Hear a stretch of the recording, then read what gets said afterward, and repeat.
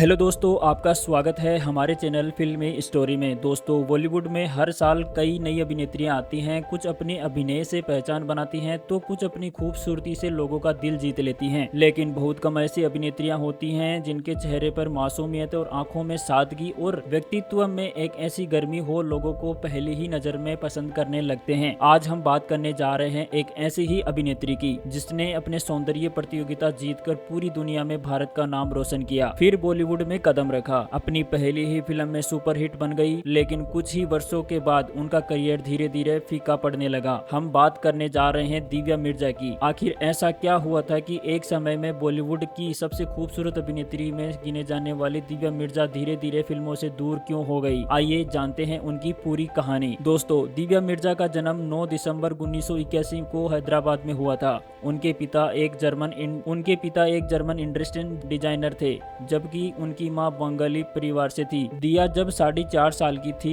तब उनके माता पिता अलग हो गए। कुछ समय बाद उनके माता पिता का निधन हो गया। इतनी छोटी उम्र में पिता को खो देना किसी भी बच्चे के लिए बहुत बड़ा दुख होता है। बाद में उनकी मां ने दूसरी शादी कर ली और दिया को अपने सौतेले पिता को भी भरपूर प्यार दिया। यही कारण था कि उन्हें अपने नाम के साथ दिव्या मिर्जा उपनाम रखना पड़ा। कॉलेज के दिनों से ही दिया की खूबसूरती लोगों को ध्यान खींचने लगी थी। उन्हें मॉडलिंग शुरू की। धीरे धीरे कई बड़े विज्ञापनों में काम मिलने लगा। उनकी मुस्कान और सादगी की बाकी मॉडलिंग से अलग बनाती थी, लेकिन उन्हें खुद को भी अंदाजा नहीं था कि किस्मत उनके लिए कुछ और बहुत बड़ा तोहफा लेकर खड़ी थी। दिया ने मिस इंडिया 2000 में हिस्सा लिया। हालांकि वह मिस इंडिया का ताज नहीं जीत सकी, लेकिन उन्हें अंतर्राष्ट्रीय प्रतियोगिता में प्रतिनिधित्व करने का मौका मिला। मिस एशिया पैसिफिक इंटरनेशनल 2000 का खिताब जीत लिया था। दोस्तों, दिव्या मिर्जा का खिताब जीतने वाली भारत की चुनिंदा अभिनेत्रियों में शामिल होती हैं। पूरे देश में उनकी चर्चा होने लगी। फिल्म निर्माताओं की नजर उन पर पड़ चुकी थी। साल 2001 रिलीज हुई फिल्म रहना है तेरे दिल में। इस फिल्म में उनके साथ आर ए माधव और सैफ अली खान थे। फिल्म रिलीज के समय बॉक्स ऑफिस पर ज्यादा सफल न हुई, लेकिन दोस्तों समय के साथ यह फिल्म लोगों के सबसे पसंदीदा रोमांटिक फिल्मों में से शामिल हो गई। फिल्म के गाने जरा जरा, सच कह रहा है दीवाना और दिल को तुमसे प्यार हुआ आज भी लोगों की जुबान पर है। दिव्या मिर्जा की मासूमियत ने लाखों लोगों का दिल जीत लिया। पहली फिल्म के बाद दिया को लगातार फिल्मों में प्रस्ताव मिलने लगे। दीवानापन, तुमको ना भूल पाएंगे, दम, प्रेरणिता का भूमिका निभाई थी और कई फिल्मों में काम किया, लेकिन इनमें से बहुत कम फिल्मों में बॉक्स ऑफिस पर सफलता कर सकी। धीरे धीरे उनकी फिल्मों का ग्राफिक नीचे जाने लगा। दोस्तों, दिव्या मिर्जा के पास खूबसूरती तो थी, अभिनय भी था, लेकिन उनके वैसे दमदार कहानी नहीं मिली जैसे कि उस समय दूसरे अभिनेत्रियों को मिल रही थी। इसी दौरान रानी मुखर्जी, प्रीति जिंटा, करीना कपूर, प्रियंका चोपड़ा और कटरीना जैसी अभिनेत्रियां तेजी से आगे बढ़ रही थी। प्रतिस्पर्धा बहुत बढ़ चुकी थी और धीरे धीरे दिव्या मिर्जा को मुख्य भूमिका मिलना कम हो गया था। फिल्मों में काम कम होने के बाद दिव्या ने नया रास्ता चुना। उन्होंने अपने पूर्व पति साहिल घाव के साथ मिलकर फिल्म निर्माण का शुरू किया। उन्होंने कई फिल्मों और सामाजिक विषयों पर आधारित प्रोजेक्ट पर काम किया। साल 2014 में दिव्या मिर्जा ने फिल्म निर्माता साहिल घाव के साथ शादी की। दोनों कई वर्षों तक साथ रहे, लेकिन साल 2019 में दोनों ने आपसी में सहमति से अलग होने का फैसला लिया। यह खबर उनके फैंस के लिए काफी हैरान करने वाली थी। इसके बाद साल 2021 में उन्होंने